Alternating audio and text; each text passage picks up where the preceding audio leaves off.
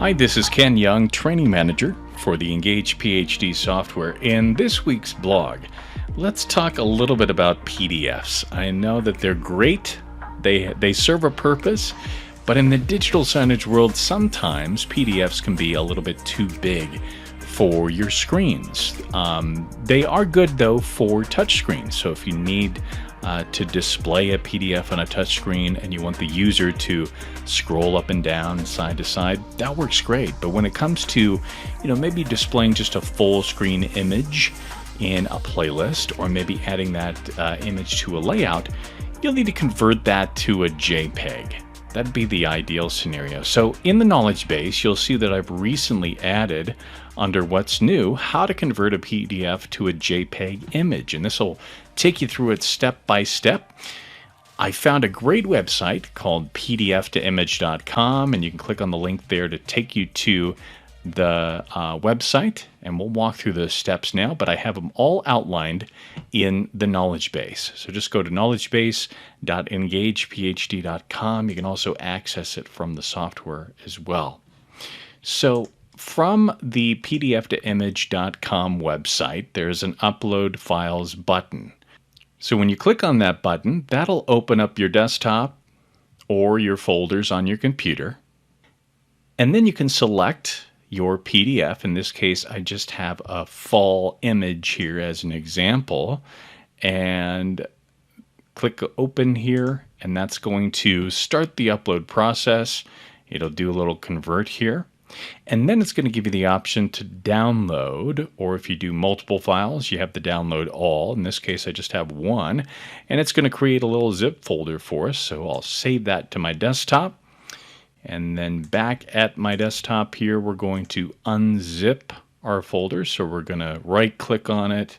You can also open it up and extract it, but I'm sure you know how to do an extract all action for any zip folder. And so that's going to give us our JPEG image. So that converts it to a JPEG image. Now, in this case, in this example here, I'm just going to drag this to my desktop so we can see it a little bit more clearly. And I'm just going to move my mouse over, and you see that the dimensions are 1700 by 2200. Now that's probably not going to be ideal for our signage. Ideally, maybe this is a portrait for a portrait screen and we want it to fit. If it's landscape, that'd be even harder. You'd have to crop it a little bit. So usually what I do is I'll use Google Slides or PowerPoint as kind of a template. So with Google Slides, and I have a separate video that I'll link just below this for creating content in Google Slides and PowerPoint. But one of the steps you'll need to do first is to format your background. So under the File option here, there's a Page Setup, and this will give you the option for Custom and then Pixels, and then you can put in 1080 by 1920 for portrait or 1920 by 1080 for landscape, and then click Apply. In this case, I have my portrait template all set up, so I'm going to go to Insert, Image, Upload from Computer, and then we'll grab our fall sample image, and then maybe we don't want to distort it too much, so maybe we'll widen it a little bit.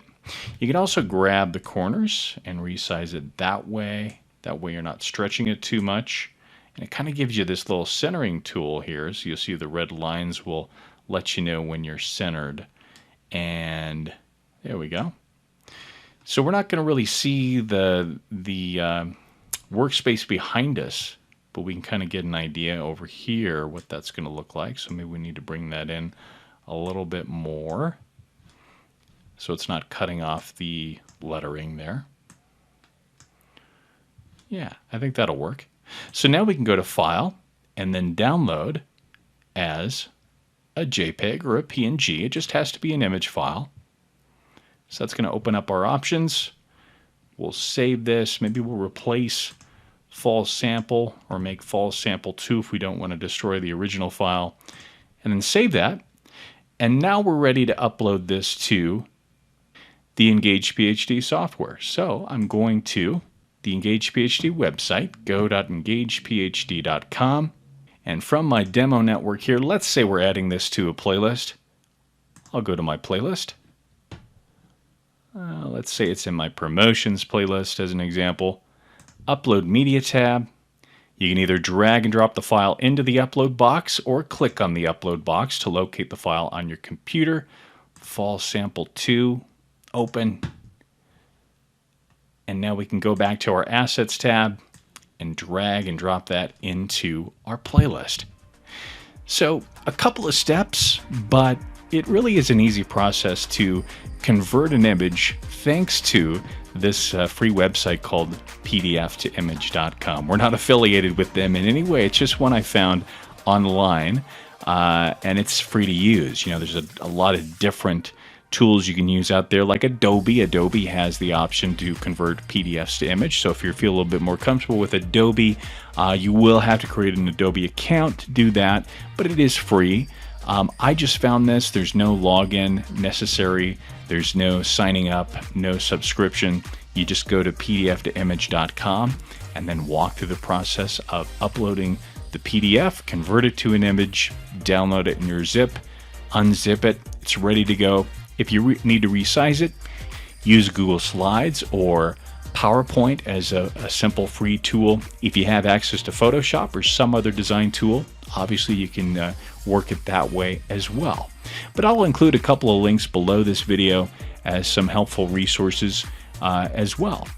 I hope this week's tip for walking through the process of converting a PDF to an image was helpful. Certainly reach out to us if you have any questions. And as always, we'd love to hear your feedback and any questions you have that you would like to include in our blog entries.